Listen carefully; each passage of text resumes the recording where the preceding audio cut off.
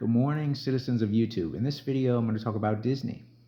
So it's been reported executives at Disney are unhappy because Marvel Comics and Star Wars are not drawing in young men. The boys, the teenagers, the 20-somethings, they're not interested in what they got. And it's funny because they bought Marvel in the 2000s. If they would have bought Marvel in 91 or 92, much hotter property. Before the movies and such, but hotter property. Star Wars was pretty hot even before episode 1 came out, just with video games and toys, and much hotter in the 90s than it was in the 2000s. Movies don't always do everything, but you have to understand that you have to go back to the IP. What is the IP? It's comic books and movies, right? Not really movies. It's comic books and merchandise around movies. Star Wars is a movie, but Star Wars is more a merchandise bonanza.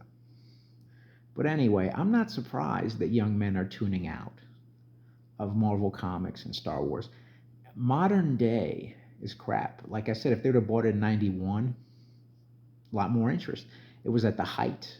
Marvel at its height with the second volume of X-Men selling 8 million copies, or the Star Wars video games on the Super Nintendo making a lot of money.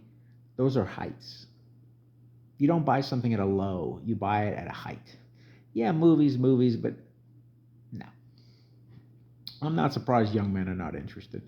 It's either too woke or too dumb. And they always say, well, the movies from 10, 20 years ago are better. A lot of them will tell me that.